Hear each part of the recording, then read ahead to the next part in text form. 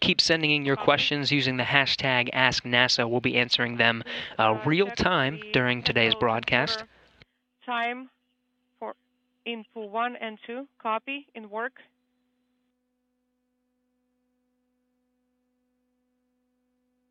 For info 2. All right, so we can... Now looking at a live view of the Baikonur Cosmodrome. This is a shot of the pad, the Soyuz MS-10, currently there now, poised and ready to launch on time at 2:14 p.m. Central Time. That is 12:14 a.m. Local time in Baikonur. Currently 11:08 p.m. That is 12:14 a.m. For the MS-12 crew. Everything's still tracking for an on-time launch just over an hour from now. Propulsion system parameter is 0880. Copy all, and we'll be standing by for the next reading of yours. Soyuz launch lead, this is Burlock 2. Another 5-minute measurement. Right now you're hearing some of the English interpretation from the crew currently on board the Soyuz talking with mission controllers in Mission Control Moscow. Pressure is 811, SI temperature is 21.5, and BO temperature is 19.9. Copy all. Still looking at a launch time for just about an hour and 4 minutes from now of the Expedition 59 crew to the International Space Station. For the crew on board, they are using the same call sign as in the previous flight. This mission launches under the call sign Burlock, chosen by MS-12 Commander Alexei Ovchinin. It's a term that dates back to the 17th century in Russian history, meaning barge pooler, and it's the name for the worker who manually shoulders a rope to haul large vessels across a canal. The Soyuz MS-12 mission patch is strikingly similar to the Soyuz MS-10 patch, showing the Soyuz flying high above the Earth, flanked by the Russian and American flags. On one side is the International Space Station, ultimate destination of the Soyuz today. On the other is the Russian and American, is the angle of the logo indicating the direction of the future human spaceflight to the moon and on to deep space. The crew members' names are displayed above the Soyuz, some in Cyrillic, given that this is a Russian mission. These elements are all set against the silhouette of an owl, symbolizing the scientific wisdom to be gained from research performed on board this orbiting laboratory. Installed on the Soyuz instrument panel during the crew's in-cabin pre-launch preparation activities last week are the talismans and zero-G indicators you might see hanging over on board the crews during ascent. One of them is a small toy dog, another, this is a dachshund, and belonging to the son of Expedition 59 Soyuz Commander Alexei Ovchinin. Then there's a pair of lucky dice from the classic 1977 space movie. This is a favorite of Nick Hague's son, specifically Han Solo's smuggler dice from the movie Star Wars. And there's also a pair of plush 8-ball ornaments from astronaut Christina Cook to commemorate the 21st astronaut class. Cook remarks, "We were given the name 8 balls per tradition from the class before us. This is the first flight with 2 class members from our class, and will join a 3rd member on board, that being Anne McClain. I am flying them because we got here as a team by supporting each other." Again, members of the 21st astronaut class selected in 2013, Christina Cook and Nick Hague currently aboard, about to join Anne McClain of the same class on board the International Space Station for Expedition 58.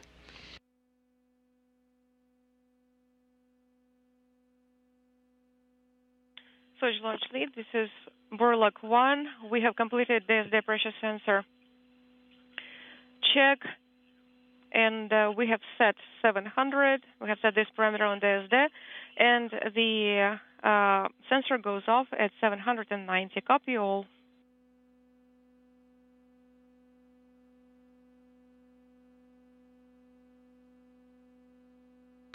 I'm Gary Jordan here in Mission Control Houston. We are answering Soyuz launch questions. Again, if you have one, tweet it to us using the hashtag AskNASA.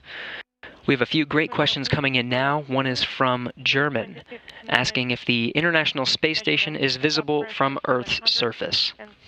It is currently the International Space Station 257 statute miles, now over about the middle of the Pacific Ocean.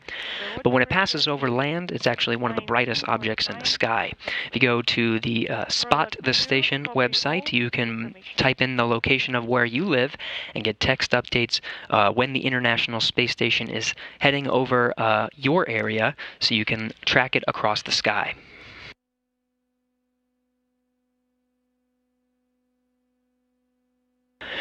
Another question from Gustavo, who's asking, what experiments will they conduct during their 6 months on board the International Space Station? Typically, during a 6-month stay aboard the International Space Station, currently tracking what the crew members aboard MS-12 shall be staying on the International Space Station for, there's about an average of 250 experiments. Lots of experiments for them to look forward to over these next few months. Some of them include some devices called tissue chips, that actually small thumb-sized chips that replicate the structure and function of human organs. In addition, there's going to be a new flying robot aboard the International Space Station called Astronaut that should help actually alleviate some of the tasks that the crew members have to do. And again, testing those maneuvers of a free-flying robot in the microgravity environment. The hatch leak check is complete. You're go to proceed with the spacesuits leak checks. Soyuz launch lead. This is Burlock 1. Copy all. In work. We'll proceed with the spacesuits leak check, page 28.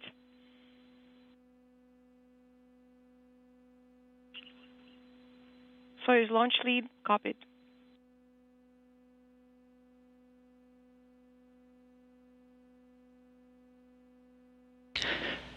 Thanks for sending those. Keep sending in your questions using the hashtag AskNASA. This is a live feed of some of the activities that occurred yesterday and today. The crew was awakened about 5:14 a.m. Central Time, 3:14 p.m. local time in Baikonur, about 9 hours prior to launch. The crew members then participated in the final pre-launch activities, one of which, before departing the launch pad, the 3 crew members observed a long-standing tradition of autographing the doors of the Cosmonaut Hotel in Baikonur, Kazakhstan. Пусть Божье благословение пребывает на вас, на ваших трудах. Пусть Пресвятая Богородица хранит вас, и ангел-хранитель всегда сопровождает вас по всех ваших делах и начинаниях.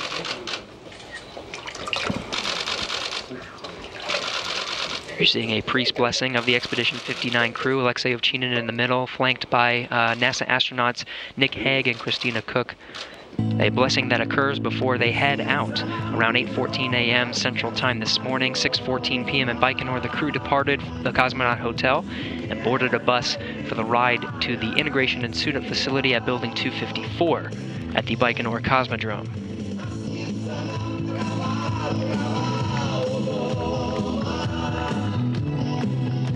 Behind them, the backup crew of Expedition 59. This song is traditionally played during the walkout to the buses. Again, those buses set to go to Building 254.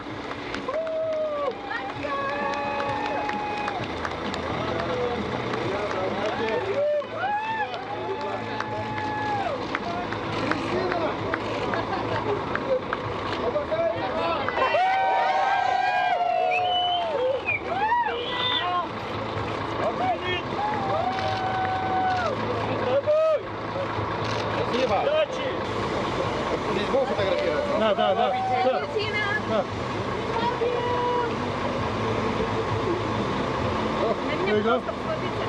Arena first. And here we go. Awesome. Awesome.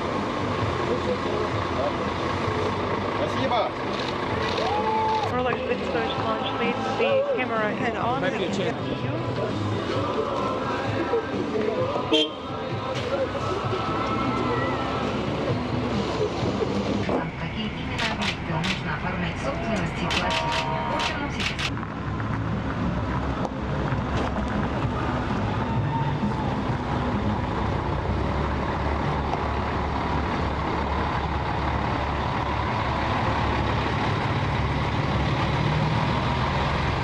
Again, the bus departed at about 8:14 a.m. Central Time this morning, 6:14 p.m. in Baikonur.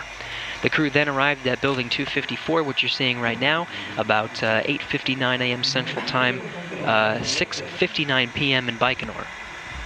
Each crew member undergoes final medical exams and then gets suited up in the Sokol launch and entry suits, which you're seeing now. The suits were then pressurized to ensure the integrity of their seals. The actual suit-up activities began around 9:44 a.m. Central Time, 7:44 p.m. in Baikonur, about 4.5 hours prior to launch.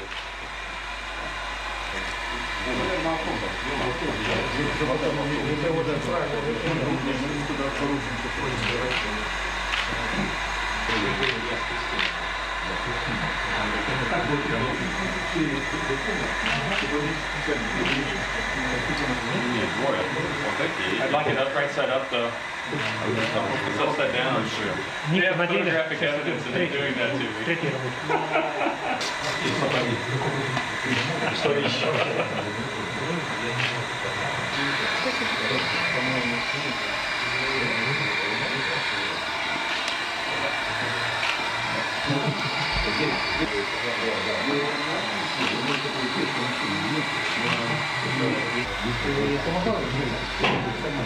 it in my shirt.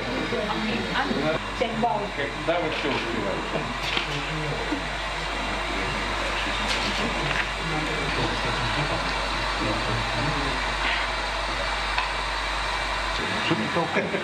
Толкает. Она просто хулиганка. Бандит. Да.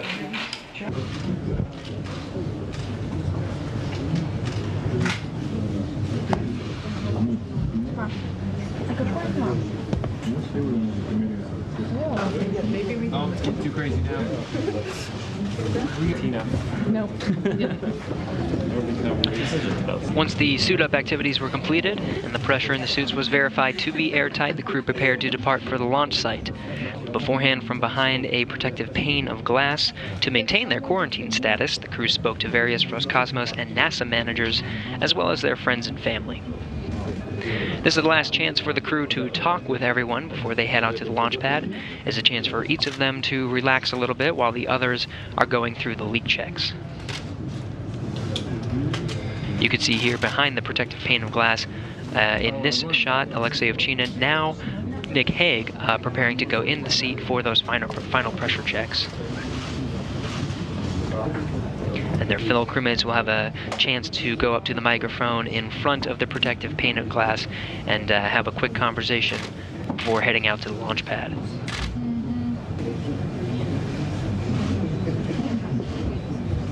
Standing above Nick Hague during this pressure check, Expedition 59 backup crew member Luca Parmitano of the European Space Agency.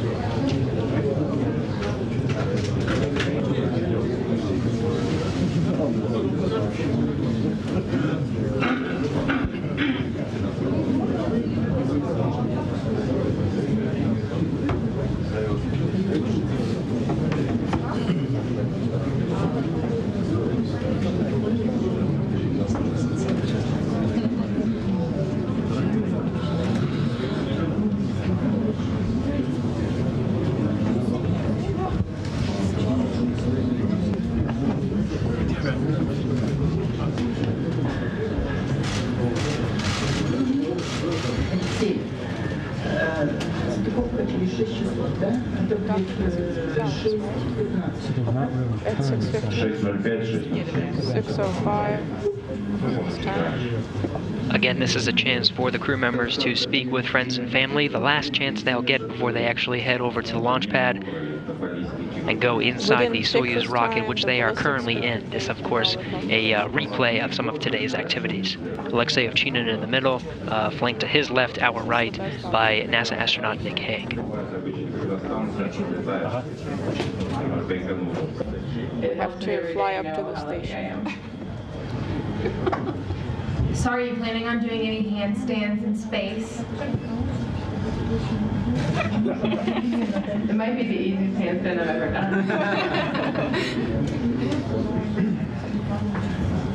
Tina Deg called and just wanted me to confirm that there will be a flight check for you.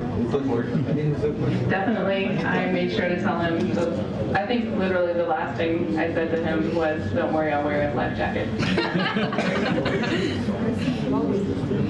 Алексей, проверка на герметичность, она благодарен. А почему скафандр не на полный человеческий рост? В смысле, не на полный. Чтобы в нем удобно сидеть было, чтобы лишних складок не было. Не такая плана. Say that again? Toughest Scrabble competition.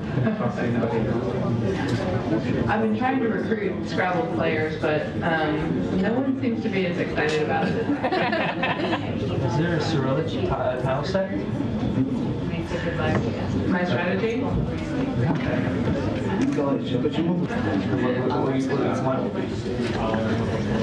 I think, like we said, you'll probably just feed me something I left in the cupboard.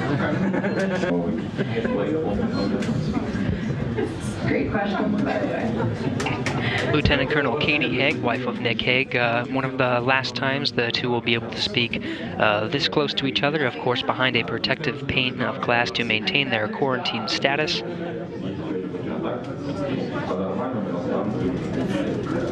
Named a murder? Beach vacation you missed for that week of space camp.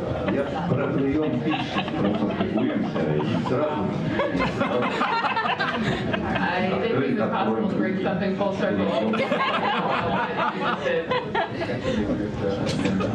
I can now forgive you guys for going sailing without me. Thank you. Show the ring and I'll grab a picture.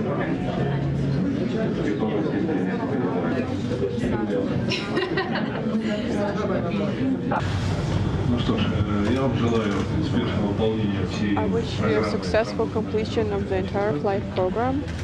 This is the head of Roscosmos, Dmitry And Rogozin, wish you the best making of luck final with remarks to the Expedition 59 crew in person, again behind the protective pane of glass, before they head out to the launch site.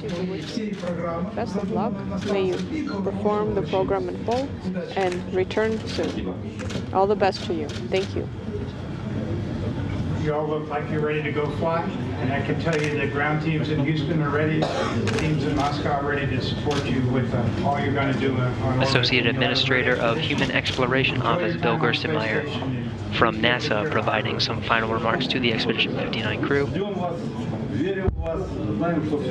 Of course, many other heads of the agency, both Roscosmos and International Space Station, present, providing last remarks after the friends and family.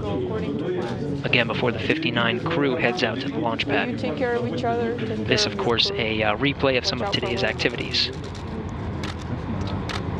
At about 11:14 a.m. Central Time, 9:14 p.m. in Baikonur, the crew members then walked out and boarded their bus for the ride to Launch Pad 1.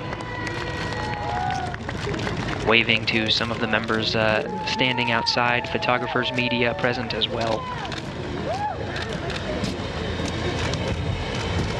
Товарищ председатель Государственной комиссии, экипаж транспортного пилотируемого корабля MS-12 к полету готов. Командир корабля. The commander of the vehicle is reporting. The vehicle is ready and we are ready to fly.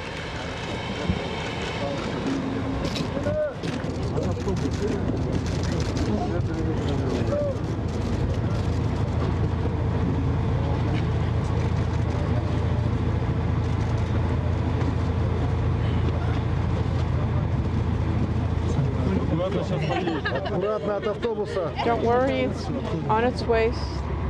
Please be careful, watch out for the bus. Here it goes. Some of the final goodbyes before the Expedition 59 crew in their Sokol launch and entry suits heads over to the Launch Pad 1. That bus departing around 9:14 p.m. Local time in Baikonur. Again, that ride 25 minutes, arriving at the pad at 9:39 p.m. in Baikonur.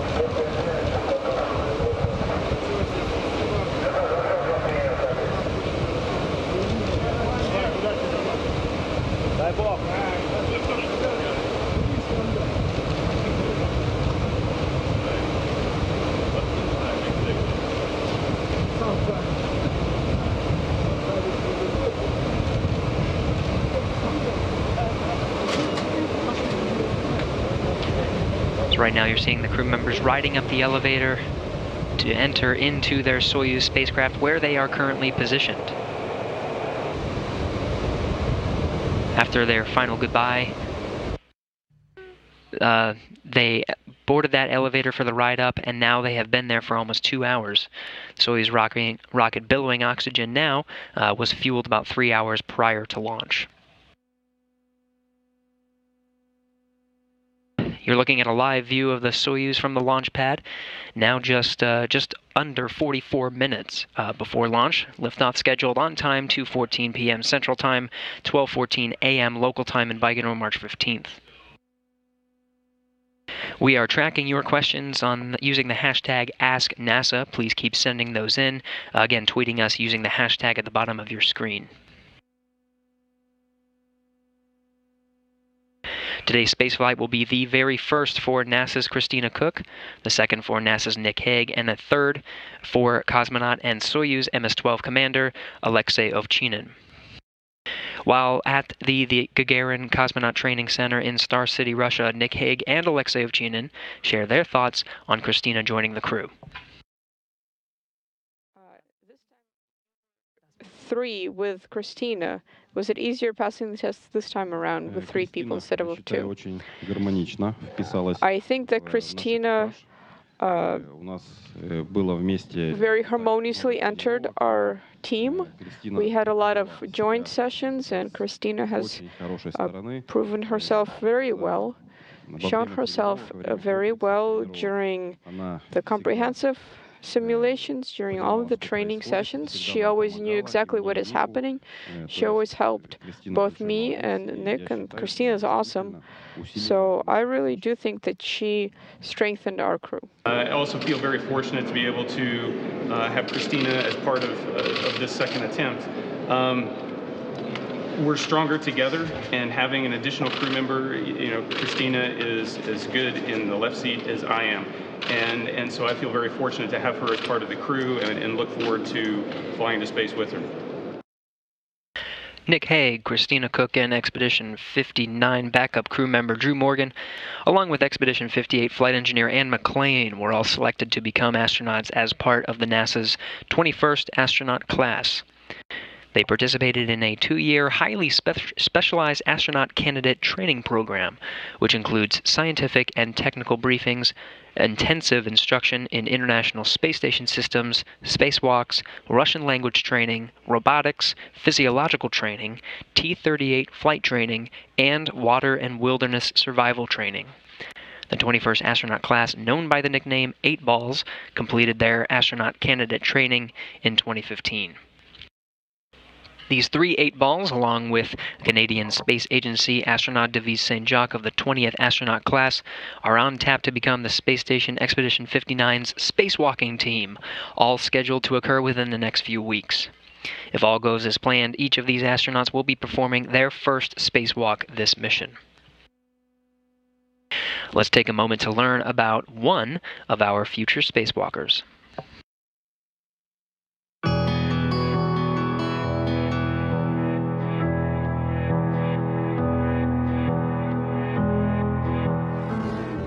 I first got involved in rock climbing actually in college. My college, North Carolina State University, offered rock climbing as a PE class. So it sounded really exciting, maybe a way to kind of get outside and have a little adventure. When I first got started, I liked more the physical challenge. That's what it was about. And as I kind of advanced in the hobby and got more technical, I found that I really liked other aspects of it, like the equipment, the gear, the physics of the system that you have to use, and also the partnership aspect of it. It's really like a team, because when you get into some of the higher levels of climbing and different types of more technical climbing, you really rely on your climbing partner. We train for spacewalks in a giant pool that's called the NBL, which stands for Neutral Buoyancy Lab. And it's a pool that's large enough to fit a full-scale mock-up of the International Space Station. So in that, we simulate everything like we would on a real EVA, including egressing out of the airlock, your safety tethers, and your local tethers that you would work when you're at a work site performing the job. So all of that is just very similar to the concepts of rock climbing. So during my astronaut interview, the most memorable question that I had from the interview committee came from Peggy Whitson, who, as you know, is a famous astronaut for having the longest time in space. She's done many, many spacewalks. She's a hero of mine. And she looked at me and she said, "When you rock climb, have you ever been scared?" And I felt like she was seeing right to my soul when she asked that question. And I feel like the answer to that question was absolutely, I have been scared. And that's when I really kind of found the fact that turning that fear that you might be having into focus is so important. And I think that's what she was drawing on when she asked that question. So that was a pretty profound moment in my selection process. I'm Christina Cook, and I'm an astronaut.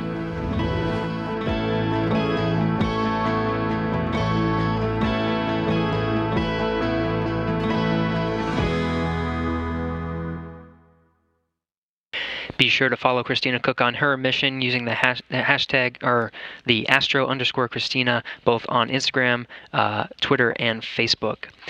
Christina Cook was born in Michigan. She considers Jacksonville, North Carolina to be her hometown.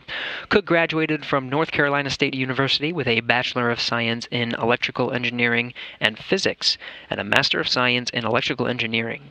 Cook worked as an electrical engineer in the Laboratory for High-Energy Astrophysics at Goddard Space Flight Center, contributing to instruments studying radiation particles for NASA missions. This includes Juno and the Van Allen probes. She then moved on to become a research associate in the United States Antarctic program, completing a winter-over season at the Amundsen Scott South Pole Station and a season at Palmer Station. Cook continued work at remote scientific bases, serving as a field engineer at NOAA's Global Monitoring Division Baseline Observatory in Barrow, Alaska, and then as station chief of the American Samoa Observatory.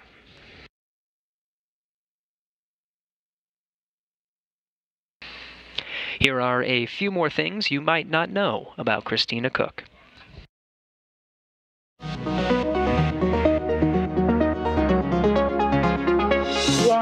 One thing I love is outdoor activities. I love rock climbing, surfing, camping, backpacking, anything that's a challenge that puts me in kind of a circumstance that I have to think hard to get out of or just enjoy the outdoors. So those are some of my favorite things.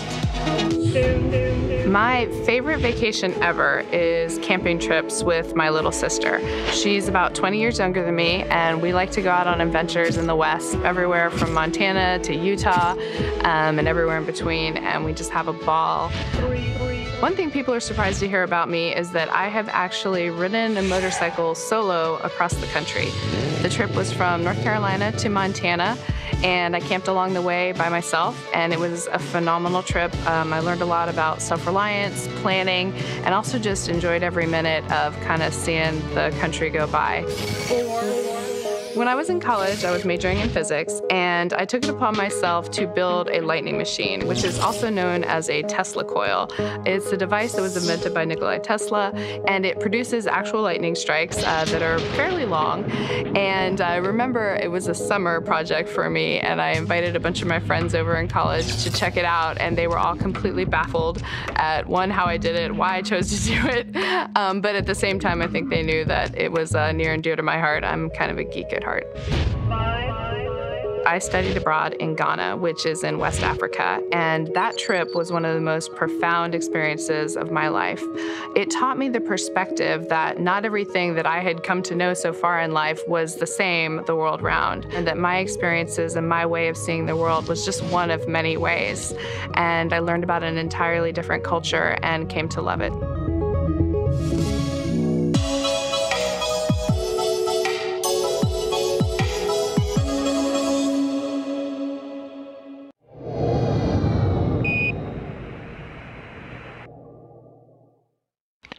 That was a little more on NASA astronaut Christina Cook, currently at the top of the Soyuz vehicle that you're seeing from the live view of Launch Pad 1 now. She will serve alongside NASA astronaut Nick Hague, currently seated in the Soyuz vehicle as well. As we wait for their journey to the International Space Station to begin, let's take a few moments to hear how NASA's Nick Hague got from the little town of Hoxie, Kansas, to the top of that rocket, and who he has to thank. I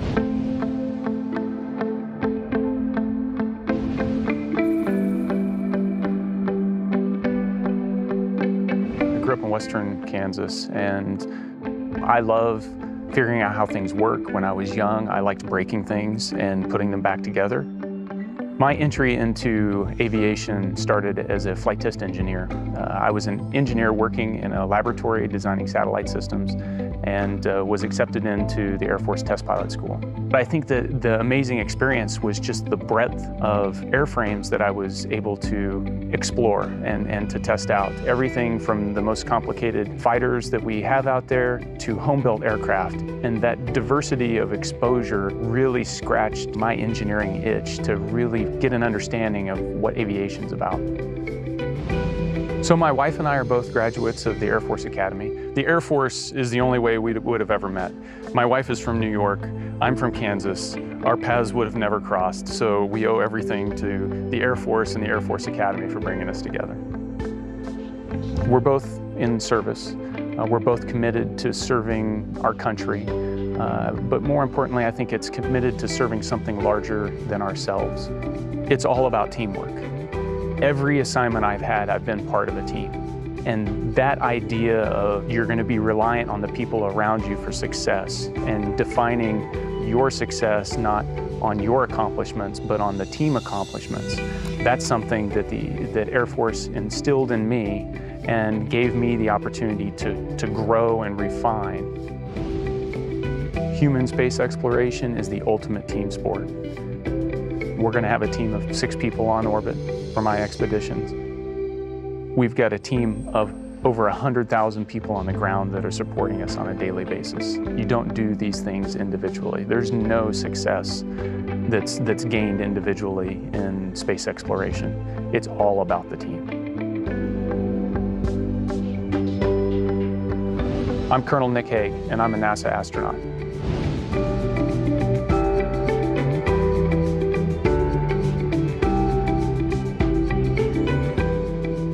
NASA astronaut Nick Hague is a colonel in the U.S. Air Force and holds a Bachelor of Science in Astronautical Engineering from the United States Air Force Academy, as well as a Master of Science in Aeronautical and Astronautical Engineering from the Massachusetts Institute of Technology. Nick and his wife, U.S. Air Force Lieutenant Colonel Katie Hague, have 2 sons. As a military family, they are very familiar with the lengthy deployments of both parents and are ready to share the experience of this unique deployment together. Hague's first trip to space was aboard the abbreviated Soyuz MS-10 flight, which was aborted shortly after launch. He will once again serve alongside his Soyuz commander, Roscosmos cosmonaut Alexei Ovchinin, who is returning to space for the third time today. Born in Rybinsk, Russia, Ovchinin graduated from the East Air Force Pilot School as a pilot engineer in 1992 and went on to serve as an instructor pilot.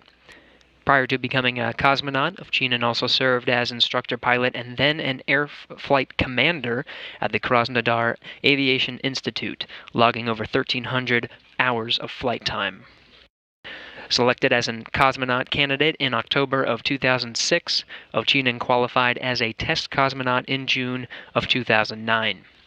He made his first spaceflight in March of 2016 as part of expeditions 47 and 48. His second flight was aboard Soyuz MS-10 with NASA astronaut Nick Hague. Quite the leader, Ovchinin has served as commander of all 3 Soyuz vehicles he has flown on, maintaining the call sign Burlock, which sticks for today's spacecraft.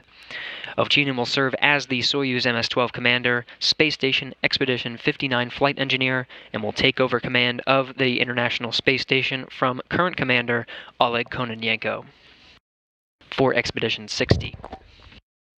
Atop the rocket and within the Soyuz MS-12 spacecraft, again, NASA's Christina Koch and Nick Hague and Roscosmos cosmonaut Alexei Ovchinin, now just under 30 minutes from launch.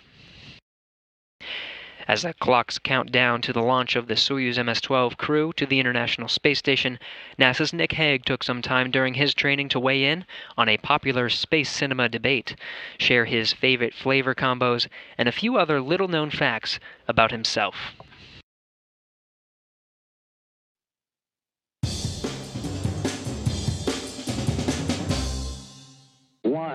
So we're an Air Force family. Something you may not know about us. I met my wife at the Air Force Academy back in 1996 when we were in the same squadron. I was from Kansas, she was from New York City. We never would have crossed paths hadn't been for the Air Force Academy. So a question I get all the time is, are you a Star Trek fan or a Star Wars fan? But rarely does anybody ask me about Doctor Who. And that's a show that I grew up watching on PBS when I was young, and it got me hooked into sci-fi, and I think that's one of the reasons why I enjoy any type of sci-fi movie. So Doctor Who was a staple when I was growing up. Something that my wife introduced me to was yoga. And so we're regular practitioners of yoga, and I got to tell you, I am extremely thankful that she got me hooked, because being crammed up inside the descent module of the Soyuz capsule with your knees in your chest for hours on end is a lot easier after putting yourself through a few hours of torture doing yoga. I don't know if torture was the right word, but growing up in a small school, I got to play every sport. But the thing that really got me hooked and that was my passion was baseball.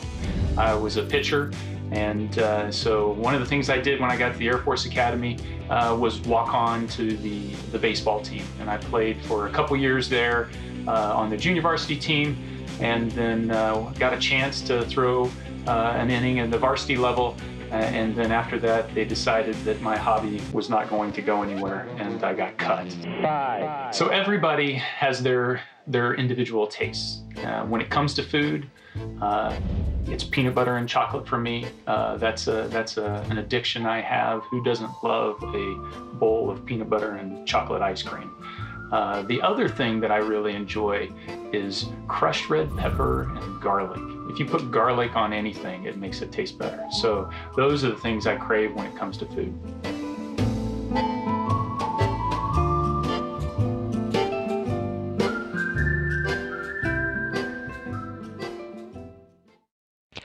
That was a look at Nick Hague, who will spend about 6 months as flight engineer with the Expedition 59 and 60 crew before returning to Earth. Now back with a live view of the Soyuz on the launch pad in Baikonur, now just under 27 minutes from launch. still on time, tracking a launch at 2:14 p.m. Central Time, 12:14 a.m. local time in Baikonur on March 15th. Welcome back to our live coverage of the launch of Christina Koch, Nick Hague, and Alexei Ovchinin, heading to the International Space Station in just under a half an hour. The launch pad service structures components have been lowered, and the clamshell gantry service towers have been retracted in preparation for liftoff at this time. We see you on our screens. Suit leak checks are now underway, beginning about 10 minutes ago, and the emergency escape system has been armed. This escape tower would fire in the event of a problem during the launch. The system is designed to pull the spacecraft and the crew clear of the booster, enabling the Soyuz capsule to parachute to a safe landing in the event of an emergency during the launch or early stages of the climb to orbit. As we get closer to launch, we'll see several other events unfold. At 4 minutes prior to launch, the combustion chamber nitrogen purge begins. At T-minus 2 minutes 45 seconds, booster propellant tank pressurization takes place. Events continue as the first umbilical tower separates at T-minus 35 seconds. The second umbilical tower separates at T-minus 15 seconds. At T-minus 12, the launch command will be issued, culminating in a launch of the Soyuz spacecraft as the countdown clock reaches 0 at 2:14 p.m. Central Time, 12:14 a.m. local time in Baikonur, March 15th.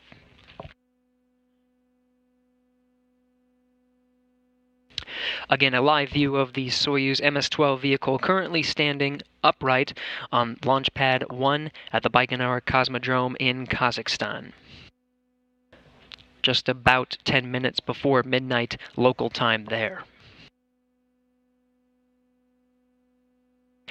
During the climb to orbit, tracking and telemetry from the Soyuz's vehicle is downlinked to ground stations along the flight path and is routed to the launch control blockhouse near the launch pad in Baikonur, and then to the Russian Mission Control Center outside of Moscow, an overhead view of what you're seeing now. The flight is controlled from Baikonur until the shutdown of the third stage engine, when it's transitioned to the Russian Flight Control Center. That third stage shutting down just under the 9-minute mark. Seconds after the Soyuz reaches orbit, the vehicle's command and control systems will be activated. Stored computer commands will deploy navigation and communications antenna, and the solar arrays will be deployed to collect power for use by the onboard batteries to generate electricity for the Soyuz systems.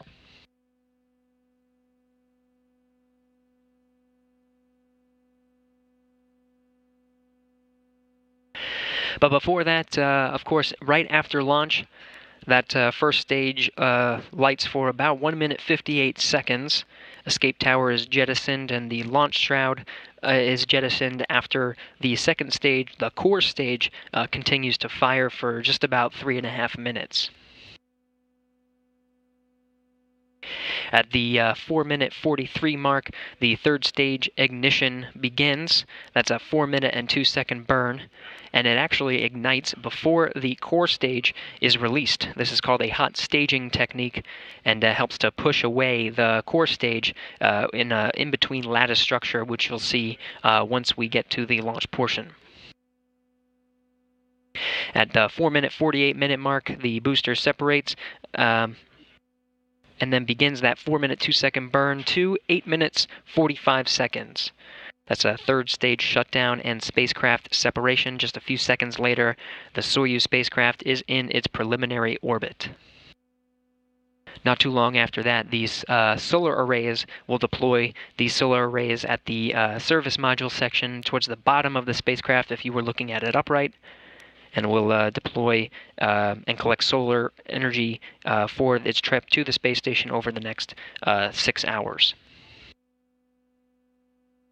Seconds after the Soyuz reaches orbit, the vehicle's command and control system will be activated. Stored computer commands will deploy navigation and communications antennas, and again, those solar arrays will be deployed and collect power for that trip up to the International Space Station. The first antenna will be deployed to the Kurs rendezvous and docking antennas, which will be used to provide automatic range and rate of closure information on the final approach by the Soyuz for its docking with the Rassvet module on the Earth-facing side of the International Space Station's Russian segment. Immediately after reaching orbit, the crew will oversee the programmed activation sequence of a variety of systems just before the spacecraft passes out of range of Russian ground stations. Those systems include the spacecraft's power and propulsion system, its radio communication system, and the critical motion control system. During the first orbit of today's flight, the Soyuz will automatically execute the first two of several orbital adjustment burns planned as the vehicle fine-tunes its path to the International Space Station.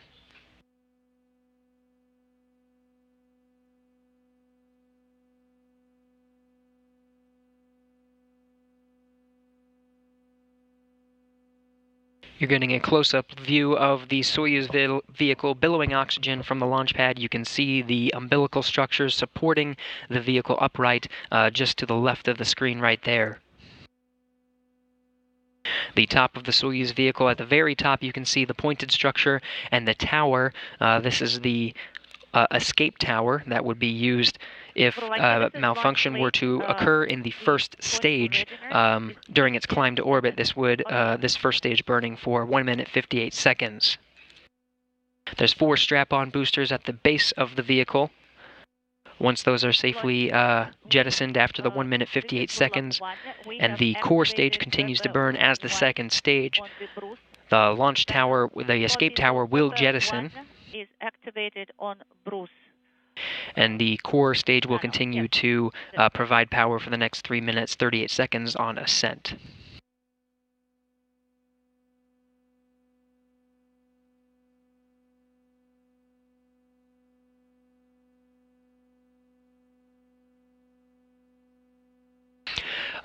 Again, just coming up on 5 minutes to midnight in Baikonur there. Just under 20 minutes from launch at this time. So far, mission control teams here in Houston, as well as the flight control teams out at Moscow, and the launch support teams in Kazakhstan tracking good telemetry, still tracking for an on-time launch at 2:14 p.m. Central Time, 12:14 a.m. Local time there in Baikonur, March 15th.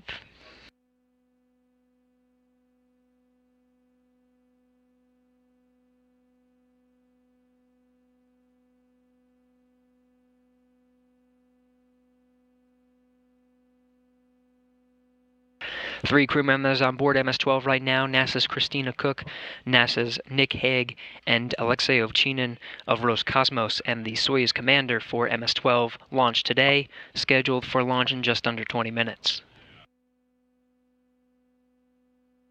Soyuz rocket standing at launch pad number 1 stands 162 feet tall and weighs 680,000 pounds. Consists of the Soyuz MS-12 spacecraft inside a protective shroud at the top and a 3-stage Soyuz FG booster below. The spacecraft was mated to its booster, and the 3 main engines were joined together last week on Wednesday. The entire rocket began its trek to the launch pad just after 7 a.m. Baikonur time Tuesday, arriving less than 2 hours later, where it was raised to its vertical position for pre-launch preparations, now with this live view standing upright ready for launch. Soyuz spacecraft, with its 3 crew members on board, sits high above the 3 stages of the Soyuz booster, which uses kerosene and liquid oxygen as the propellant. Again, a little bit about the launch itself. The first stage has 4 liquid engines strapped to the side of the core vehicle. These are 4 strap-on boosters. Each will burn for about 1 minute 58 seconds before they drop away. Again, 1 minute 58 seconds of that burn. The escape tower will jettison shortly before the cutoff of those 4 strap-on boosters.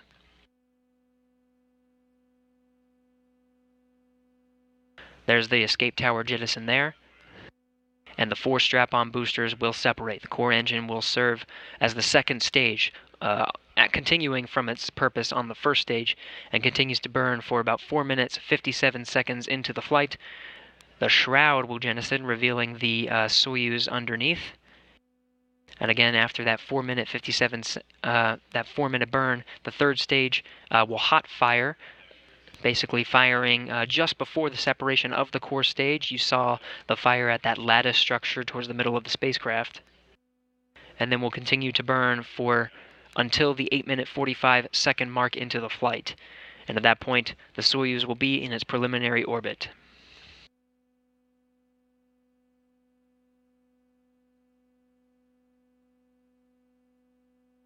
The entire duration of that ascent is about 8 minutes 45 seconds.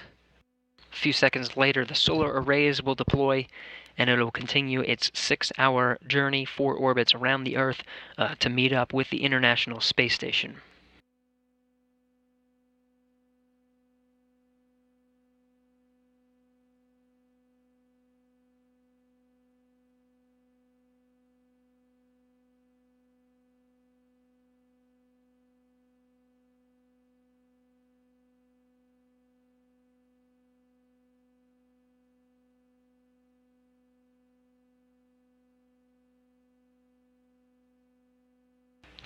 Now just about 15 minutes from launch, everything tracking for an on-time liftoff today.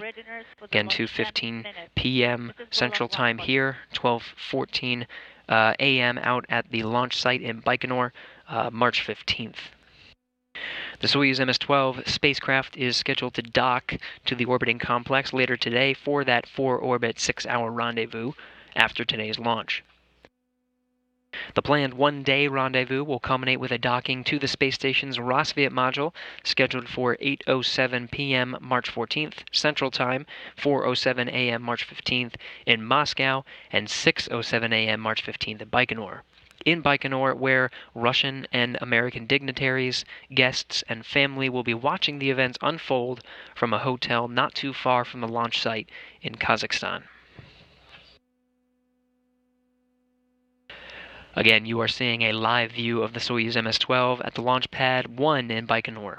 Liftoff scheduled for 12:14 p.m. Central Time, 12:14 a.m. local time in Baikonur, just under 15 minutes from now. Atop the rocket and within the Soyuz spacecraft again, NASA astronauts Nick Hague, Roscosmos cosmonaut Alexei Ovchinin, and commander of the spacecraft, and NASA astronaut Christina Koch. Now just under 14 minutes from launch. I'm Gary Jordan from here in Mission Control, Houston. We are answering your questions today live using the hashtag AskNASA. Please keep sending those in on Twitter with that hashtag. We have plenty of questions coming in now. This one's coming from Faye, asking, is this going to be the last time the Soyuz spacecraft is going to be used?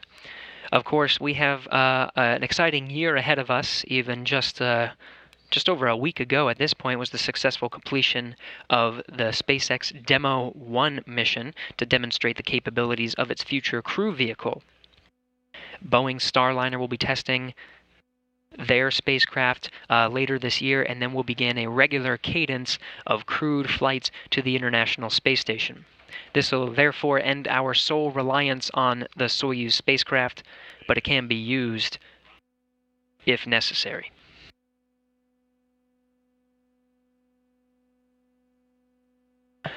There's another one from Utkarsh asking, how much time will the crew take to board the International Space Station after launch? Shortly after liftoff, the scheduled docking time for the Soyuz 58 crew, the MS-12 vehicle, is scheduled to occur later tonight over the course of 6 hours. 2 hours later, the hatches will open and they'll enter the vehicle and provide a short welcoming ceremony, talking to friends and family on the ground, positioned in a hotel not too far from the launch site in Kazakhstan. Shortly after that, there will be a safety briefing, and then not too long after that, they'll head right to sleep. It's been a long day for the crew on board the Soyuz MS-12 vehicle, as well as the crew aboard the International Space Station, now just waking up from a short nap to help with some of those activities that'll occur aboard the International Space Station GMT time, looking to dock at about shortly after 1 in the morning their time. So they'll be shifting their schedule.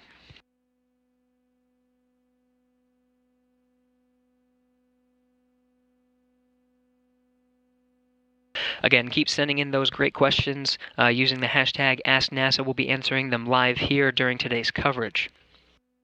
Again, Soyuz MS-12 situated there at the launch pad just over 10 minutes from launch.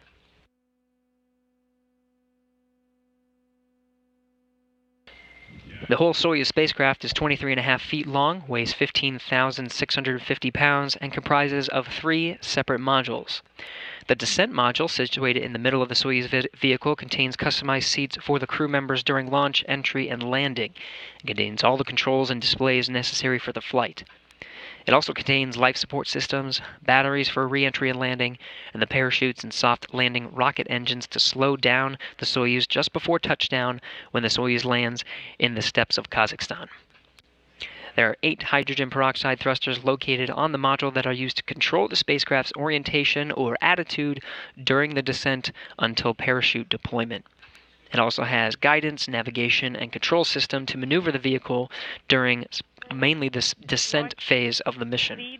The descent module weighs 6,393 pounds with a habitable volume of 141 cubic feet. Approximately 110 pounds of payload can be returned to Earth in this module. The descent module is the only portion of the Soyuz that survives the return to Earth. The orbital module at the top connects the descent module via a pressurized hatch you see opening now during this clip. It's where the crew has a small amount of room to move around during the flight to the station. It has a volume of 230 cubic feet with a docking mechanism, hatch, and rendezvous antennas located at the front end. The docking mechanism is used to dock with the space station, and the hatch allows entry into the orbiting complex. The rendezvous antennas are used by the automated docking system, which uses radar to maneuver towards the station for docking. There's also a forward-looking window into the module that the crew can use to take manual measurements of distance and closing speed with a laser rangefinder in the event of a failure of the rendezvous radar system. The essential propulsion module houses the oxygen storage tanks, the main engine, the attitude control thrusters, avionics, and communications and control equipment. The propulsion portion of this module handles all the orbital maneuvers, including those needed for the rendezvous with the space station and the deorbit burn at the end of the spacecraft's mission. Before they are deployed, the 2 solar arrays are folded against the body of the propulsion module, which separates from the descent module after the deorbit burn, along with the orbital module. The solar panels span almost 35 feet. The entire spacecraft serves not only as a crew transport vehicle to and from the International Space Station, but also as an emergency return vehicle in the event the crew should have to leave the station unexpectedly. We can't hear the music. Back at the launch site, the launch vehicle's control systems are being prepared, and the gyros were just activated a few minutes ago. A group of NASA representatives is there in Baikonur, just a short distance away from the launch pad. For an update on activities there, let's go now to NASA Public Affairs Officer Rob Navius. Gary, 5 months have passed since that day in October when Nick Hague and Alexei Ovchinin endured the launch abort that triggered a plethora of replanning by NASA, Roscosmos, and the rest of the international partnership. Today it is take 2 for Hague and Ovchinin as an astronaut and cosmonaut who have trained together for 2.5 years prepare to complete their journey to the International Space Station, this time along with NASA crewmate Christina Cook. A large throng of VIPs and family members are on hand today, NASA represented by Bill Gerstenmaier, the Associate Administrator for Human Exploration. The ISS program is represented by Deputy Program Manager Joel Montalbano. This launch comes less than 2 weeks after the inaugural flight of the SpaceX Crew Dragon spacecraft that ushered in the commercial crew program era. and a little over a week before the start of a trio of spacewalks by 4 astronauts to continue upgrades to the station's power and communication systems. Today's launch to finally bring Hague and Ovchinin to the station has also brought an air of anticipation here at the launch site. It's an exercise in reprise rocketry, the stage set for a skylighting show on this midnight ride to the international outpost. That's it from the Baikonur Cosmodrome in Kazakhstan. Now back to you at Mission Control in Houston. Thank you, Rob. We are now just under 7 minutes from launch. Pre-launch operations are complete at this time. At this point in the countdown, the Soyuz's first and second stage engines are ready for launch, and telemetry has been received from the rocket indicating that all primary and backup systems are ready for launch. Not too long ago, the crew aboard the MS-12 vehicle, a live view that you're seeing now, waving and giving good vibes that the crew on board are feeling good this close to launch. The launch of Soyuz MS-12 is timed precisely for the moment when the Earth's rotation will place the Baikonur Cosmodrome in the plane of the orbit of the International Space Station.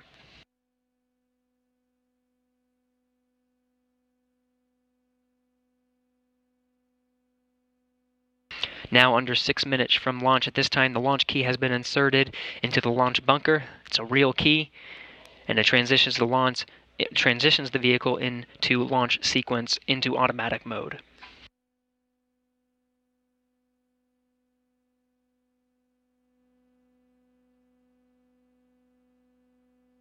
In-cabin views of the Soyuz MS-12 crew shaking hands just here about 5 minutes from launch. Launch key inserted.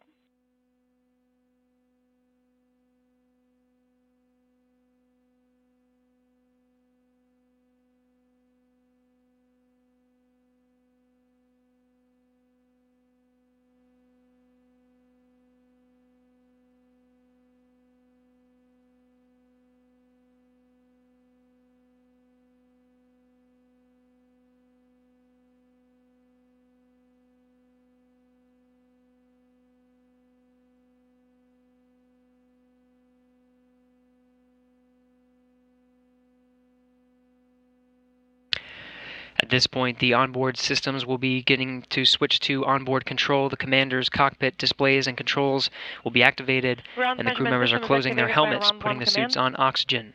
At 4 minutes 13 seconds now from launch, the space station is flying directly over the Baikonur Cosmodrome.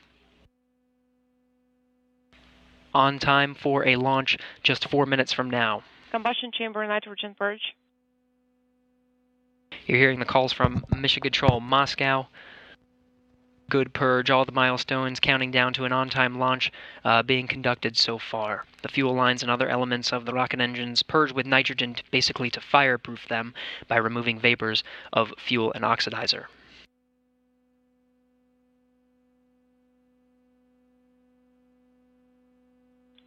Ground measurement systems activated by Run 2 command.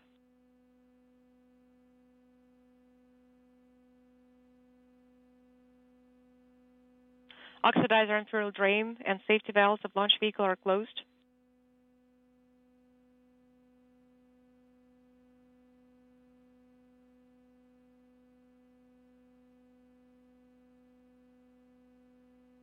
The crew members in position about 3 minutes from launch, about T-minus 2 minutes 45 seconds.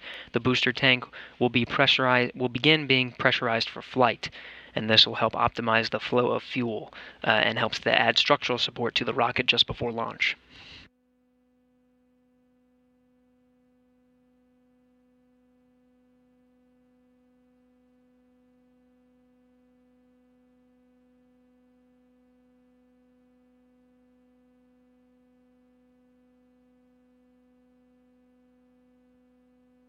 Booster propellant tank pressurization initiated.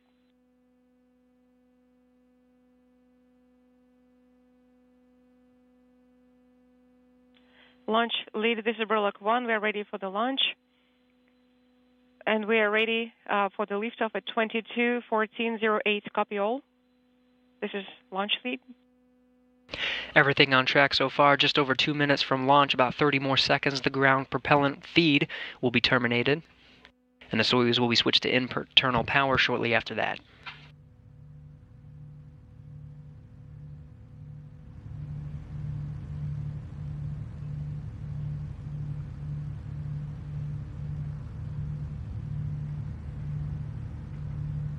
One minute 45 seconds from flight, or from launch. The umbilical towers, you can see, will be retracted here soon in the next minute.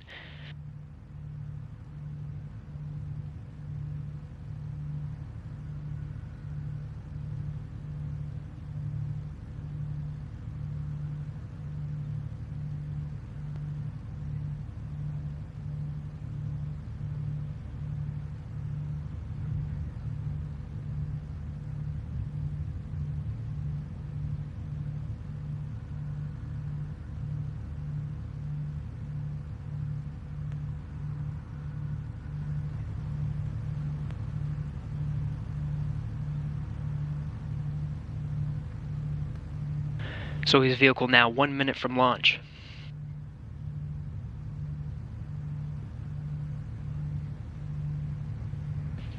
A close-up view of the top of the vehicle, you'll see the first umbilical tower separate, beginning to separate right now. Vehicle on internal power.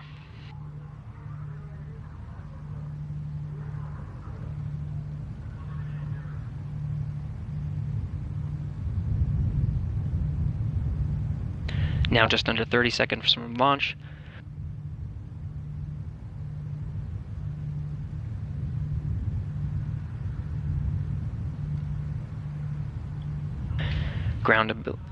Onboard power. Launch command issued for ignition. Launch command has been issued. Second umbilical tower separated. Booster ignition. Engine turbo pumps at flight speed. Engines at maximum thrust, liftoff. And liftoff. We have liftoff of Nick Hague, Christina Koch, and Alexei Ovchinin, now on their way to the International Space Station. 10 seconds, the parameters are nominal.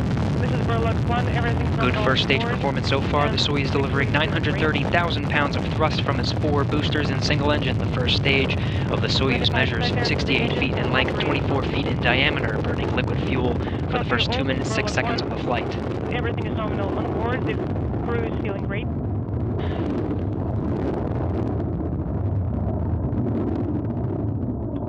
Seconds, the vehicle is stable. Copy all. This is Burlock 1. Everything is nominal on board. The crew is feeling very well.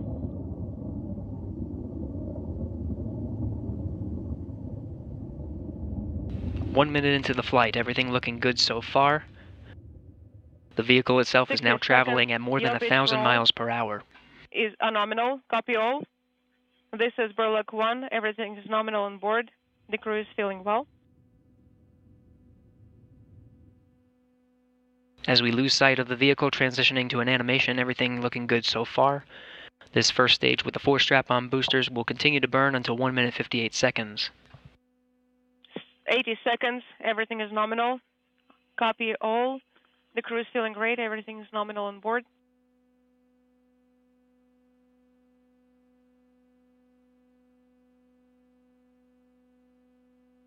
Good reports to the crew. About 10 more seconds of this first stage. Thermal control system parameters are nominal. Copy all. Everything is nominal on board. The crew is feeling well. Good call that the escape tower has been jettisoned. On time, the 4 booster separations have been confirmed. That core stage continuing on as the second stage. The launch shroud will be jettisoned at 2 minutes 37 seconds into the flight. The crew is feeling great. Soyuz vehicle traveling well over 3,000 miles per hour. 140 seconds. The launch vehicle parameters are nominal. Copy all. Everything is nominal on board.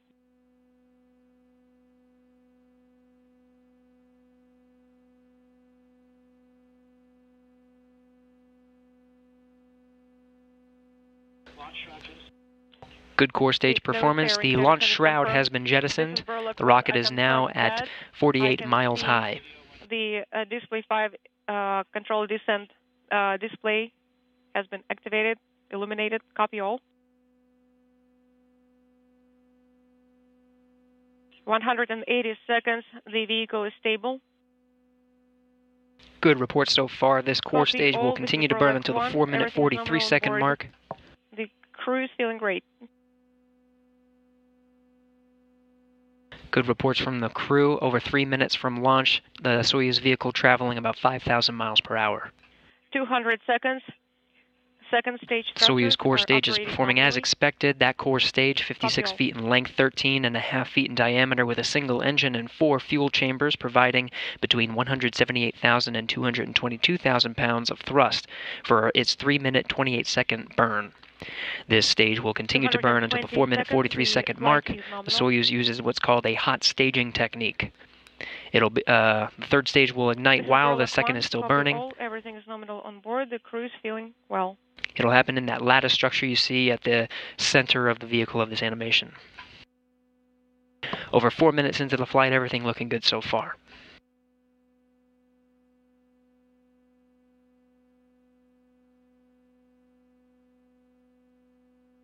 .250 seconds. Your pitch roll are nominal. Everything is nominal on board.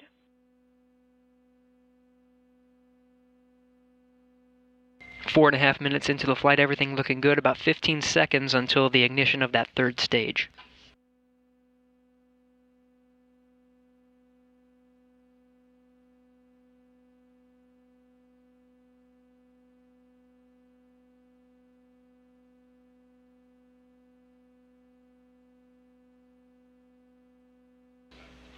Good separation of that second stage. Second stage separation is confirmed. This is Berlak 1. I confirm that everything is nominal on board. The crew is feeling great.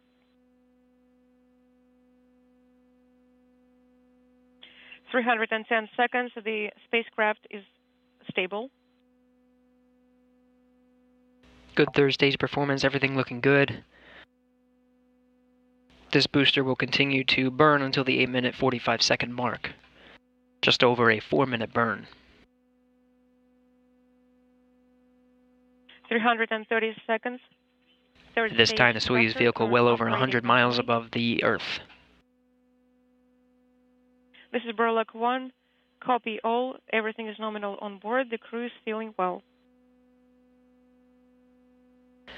The single engine of the Soyuz's third stage providing 67,000 pounds of thrust. Again, burns until the 8-minute, 45-second mark into the flight. Now just over 6 minutes after launch. 360 seconds. Your pitch roll are nominal. Copy all. This is Berlak 1. Everything is nominal on board.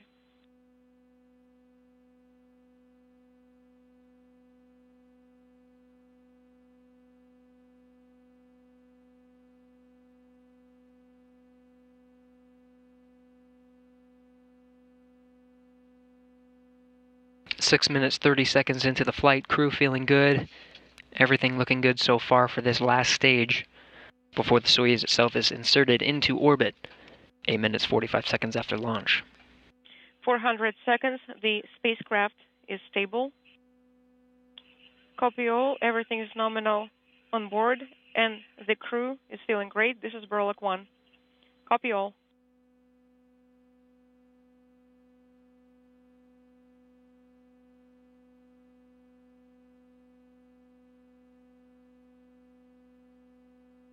Over 7 minutes into the flight.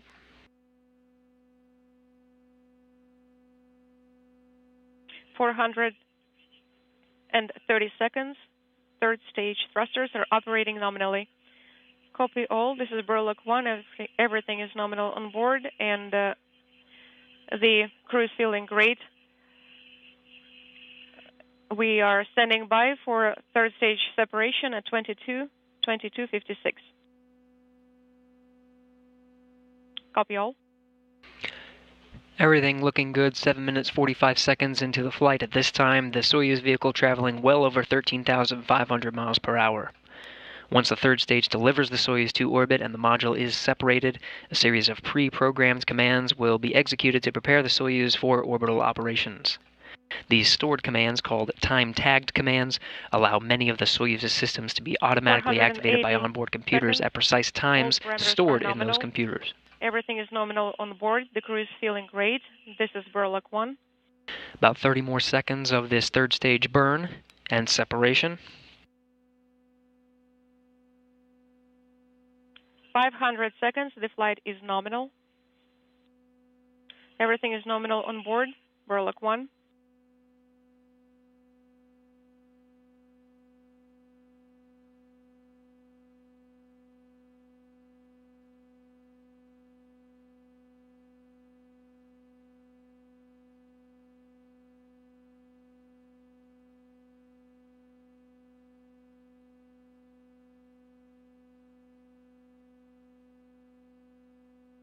We have good third stage separation. Third stage separation is confirmed. Stage cutoff and separation occurring. Burlegs, congratulations on the insertion, orbit insertion. Mission Control Moscow is standing by, and they're here.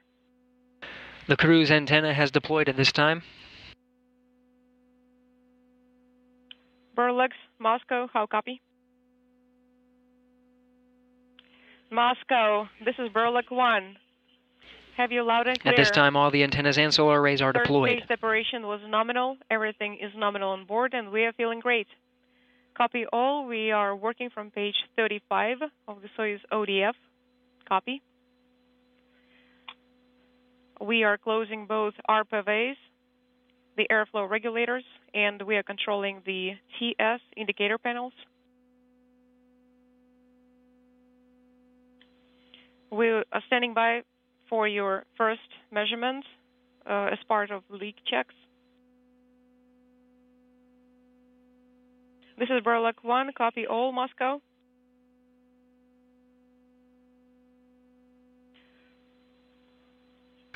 Soyuz now in orbit, solar arrays deployed, and the Soyuz crew on their way to the International Space Station, docking just 6 hours from now. The Soyuz itself orbiting at an altitude of about 143 miles by 118 miles.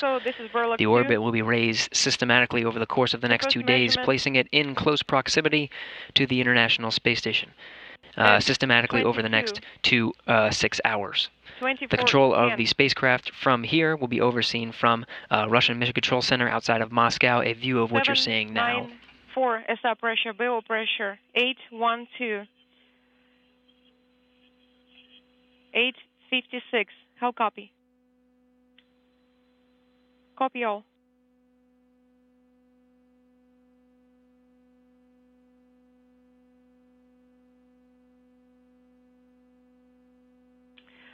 Burlex, did the air go through?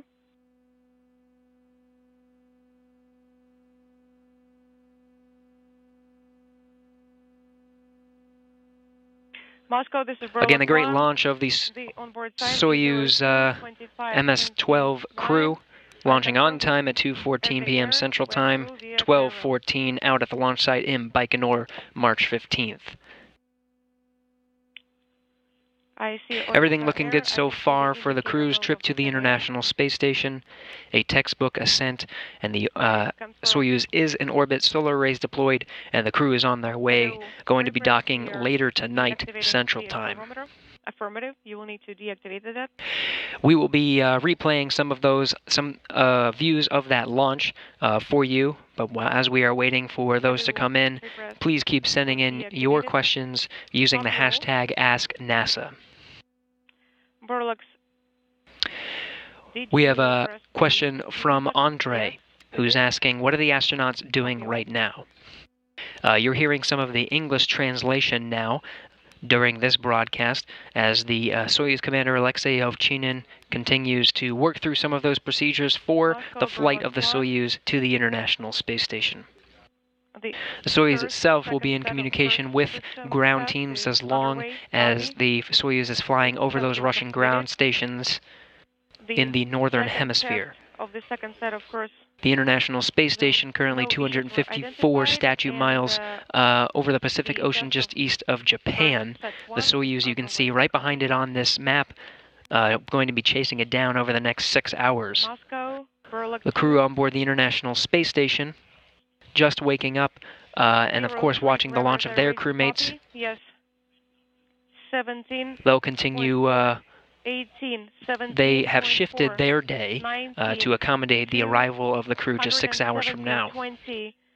1.3. You can tune in to our docking coverage at 8:45 p.m. Eastern Time, 7:45 p.m. Central. Docking is scheduled to be at 9:07 p.m. Eastern, 8:07 Central. 17.5, 26, 370, 8. Follow along on Facebook, NASA.gov, and NASA TV, wherever you are watching around the world. In the meantime, we have questions continuing to come in. Another one from Ray, asking, does the Soyuz capsule have rockets that propel it away from the booster in case of an emergency? Of course, during the ascent, that first stage with the 4 strap-on boosters burns for about 1 minute and 58 seconds. Just before the end of that burn, the escape tower that's at the very top of the vehicle is jettisoned. In the event of an emergency, that launch escape tower would pull the crew away from the speeding rocket and land the crew safely in the steppes of Kazakhstan. Of course, 2 crew members on board MS-12 today, Nick Hague and Alexei Ovchinin, witnessed that themselves during the abort shortly after launch of the MS-10 vehicle in October 2018. Next compass, we will be performing the manual test. And another question from John: how fast is the International Space Station traveling while orbiting the Earth? A great question. The Soyuz vehicle went from 0 to 17,500 miles per hour in just about 9 minutes, about how fast the International Space Station is traveling. Over the next 6 hours, it'll get incrementally higher and higher, basically chasing down the International Space Station for an on-time docking 6 hours from now, 8:07 p.m. Central Time. During that time, as the vehicle is traveling that fast, the International Space Station and the Soyuz vehicle will make 4 orbits around the Earth. 23:46. When is the next compass? 23:46. Copy. 2346. Another question from Anne: what new scientific research are playing in the field of biology at the International Space Station? Over these past few weeks, there have been 3 crew members on board conducting experiments in all different kinds of fields. One particular experiment going on right now is the VEG-3 experiment. In this experiment, the International Space Station crew is growing various types of lettuce to see how it grows in the microgravity environment, with different pillows or cases that provide nutrients, different lighting, basically maximizing how you can grow food in space in the event of long duration stays on other planets. Of course, the Expedition 59 crew will be conducting a series of biological experiments during their stay on board. One in particular is something called tissue chips. These are small thumb drive-sized devices that mimic the structure and function of human organs, being tested in space to see how the structure of whichever organ or tissue of the human body being replicated on those devices changes over time in space. We have the angular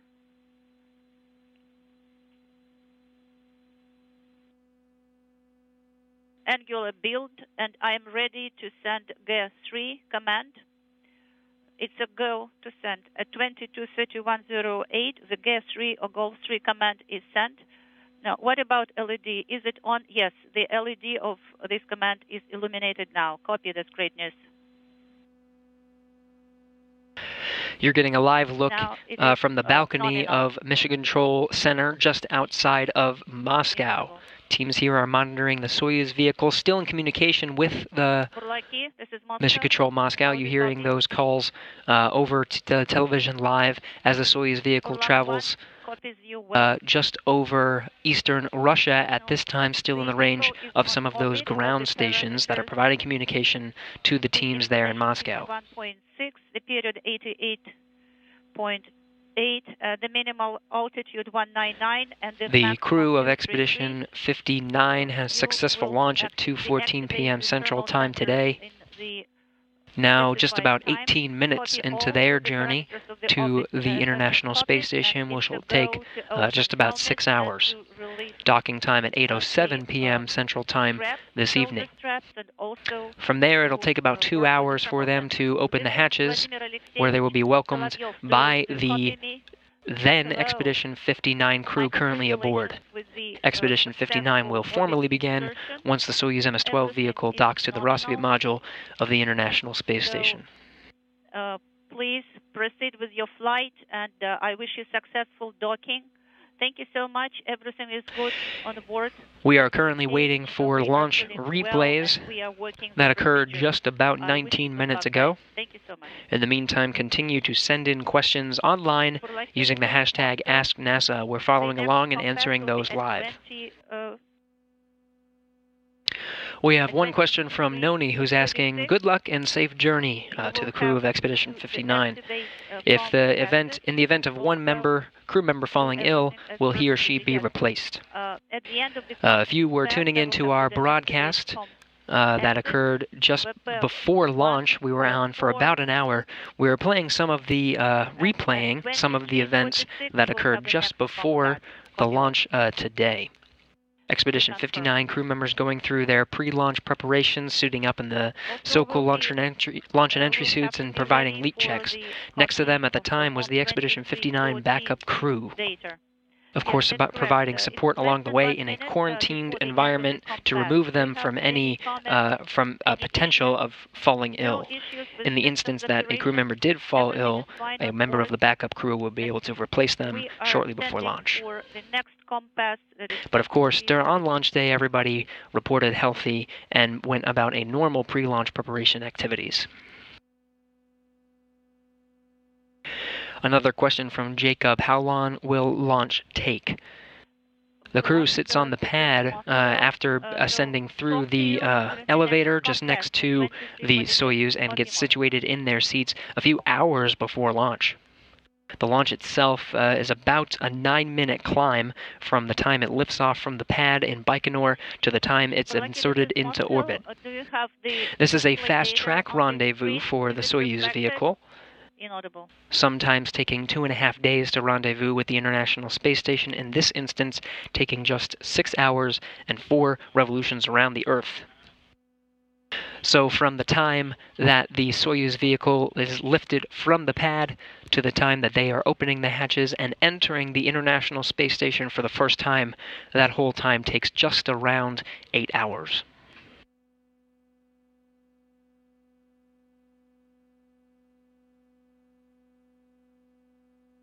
This next question comes from Justin, who's asking, what will happen with the spacecraft after docking with the International Space Station? Soyuz vehicle scheduled to dock to the Rossviet module at 8:07 p.m. Central Time today. After it's docked, it takes about 2 hours from the time that it actually docks to the International Space Station to the time it opens up the hatches. Once it docks, it's basically pulled into the International Space Station and secured with latches. The crew, both on the Soyuz side and the International Space Station side, will perform leak checks. Once everything is secure, the crew inside the Soyuz vehicle will get out of their so-called launch and entry suits and change into their flight suits. All of this takes about 2 hours to safely make sure that everything is good before they open up the hatches just 2 hours later.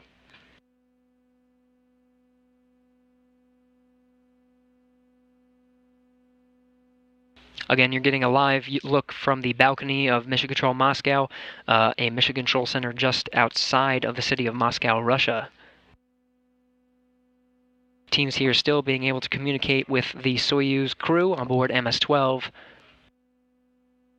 now tracking just east of Japan towards the edge of the coverage of some of those Russian ground stations. Everything looked good. It was a textbook launch at 2:14 p.m. Central Time. Everything performed nominally until just 9 minutes later. The Soyuz was inserted into orbit. Solar panels were deployed, and the crew is safely on their way to the International Space Station. Will begin incrementally raising their orbit to meet up with the space station just 6 hours from now. In the meantime, we are taking your questions live using the hashtag AskNASA. Keep sending those in.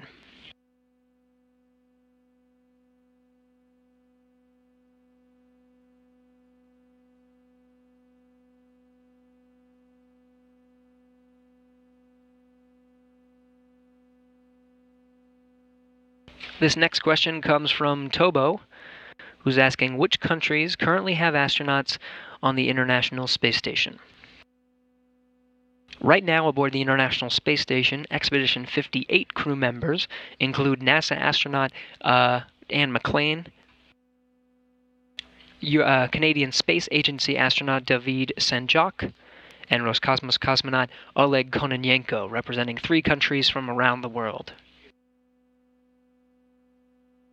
Expedition 59 will formally begin just about 6 hours from now when the Soyuz vehicle docks to the Rassvet module of the International Space Station.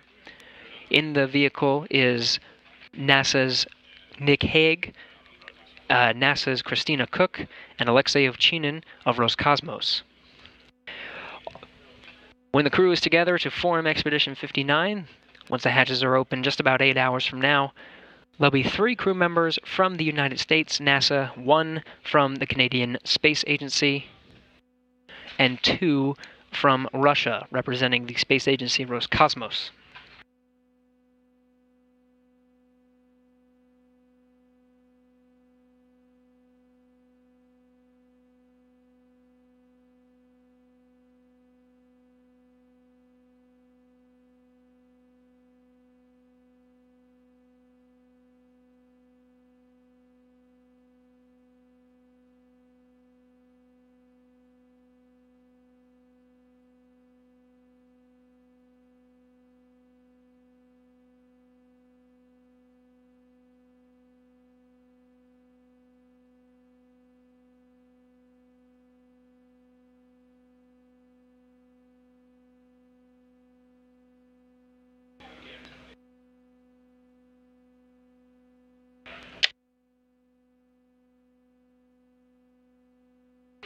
Soyuz MS-12 vehicle just over 25 minutes into its flight, tracking over the Pacific Ocean now. About to cross over the range of some of those Russian ground stations. You'll start to hear the calls from those crews get a little bit silent as they get away from those Russian ground stations. Get closer to the International Space Station, where communication will resume once it's within range. In the meantime, you're getting a live view from the balcony of Mission Control Moscow, who was communicating with the MS-12 crew during the launch and ascent of the vehicle into orbit. Everything looking good so far for that vehicle. An on-time docking scheduled just 6 hours from now. Currently waiting for launch replays to start rolling in. Coming up next, we'll go live with the docking coverage scheduled at 7:45 p.m. Central Time. Just about 20 minutes before the crew is scheduled to dock. Again, 8:07 p.m. Central Time.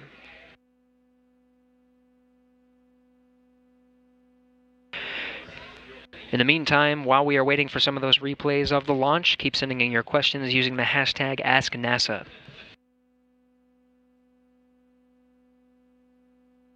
Some great questions so far. This one comes from James.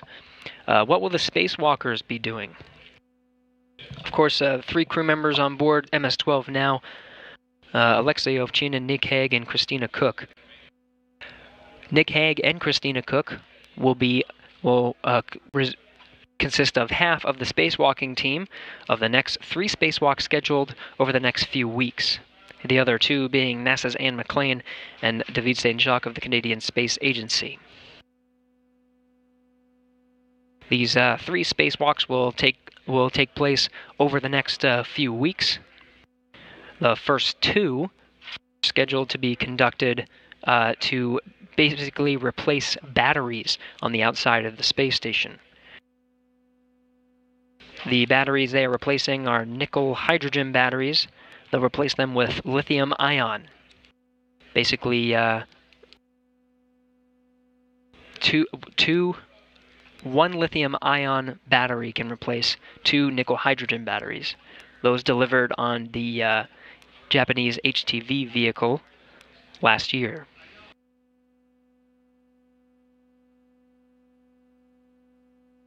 The final spacewalk will be routing redundant power to the Canadian robotic arm, the Canadarm2, that serves as the mechanism to capture cargo vehicles to the International Space Station and served a great deal of responsibility in the construction of the orbiting complex.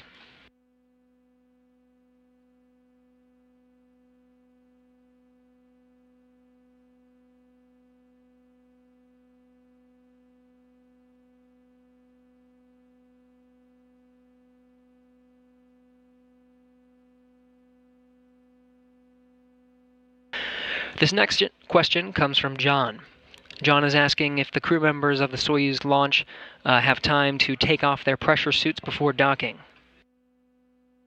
Once the Soyuz vehicle docks to the International Space Station, the vehicle itself will be pulled in by some of the mechanisms that secure the docking,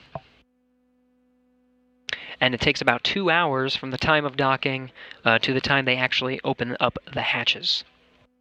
In this time frame is a series of leak checks to just make sure that everything is good between the Soyuz vehicle and the International Space Station.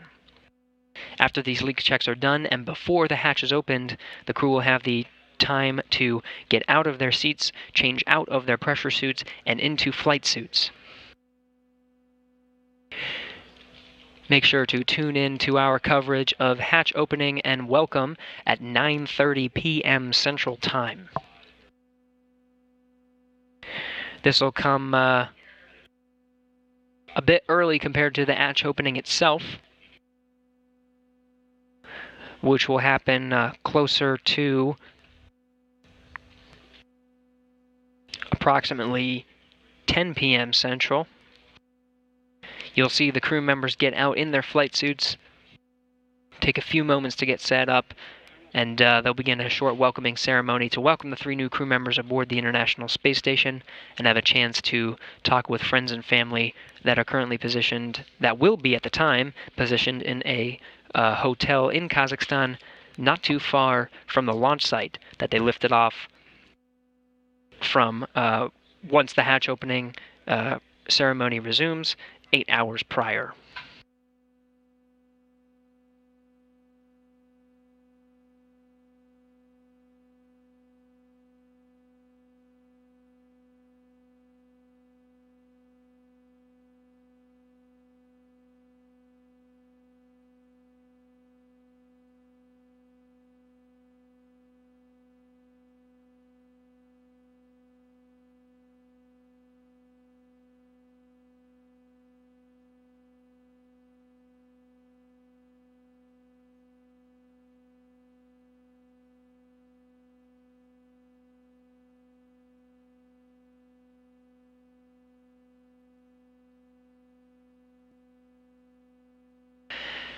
You're getting a live view. You're getting a live view of the balcony of the Mission Control Moscow. Very shortly here, we'll start to resume replays of the launch activities that occurred just about a half an hour ago.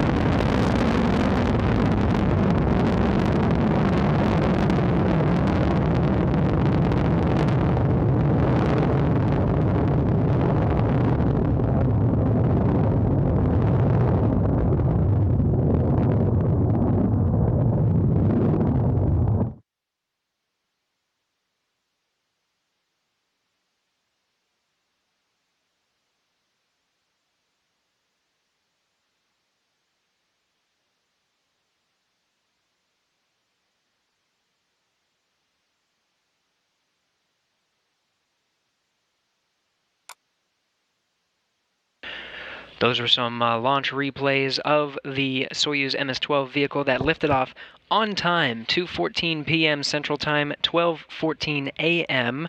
local time out in Baikonur, March 15th. Soyuz vehicle and the International Space Station tracking over the Pacific Ocean at this time. Space Station 261 statute miles over the southern Pacific Ocean. 37 minutes just past launch.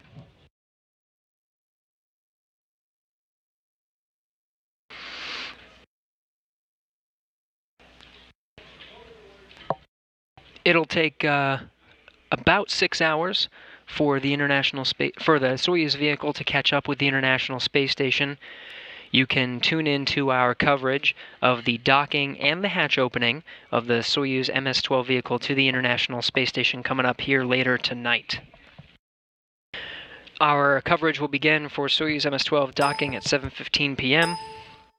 Docking is scheduled to occur at about 8:07 p.m. Central Time. We'll begin hatch opening coverage at 9:30 for a hatch opening scheduled around 10:05 p.m. Central. Then a video file of all events to occur at 1 a.m.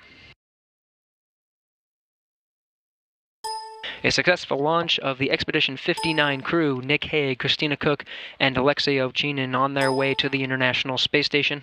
In the meantime, we'll take a quick break as they begin their 4-orbit travel around the Earth to catch up with the International Space Station and be back with you live at 7:15 p.m. Central Time for the docking coverage. Thanks for tuning in. We'll see you then. This is Mission Control Houston.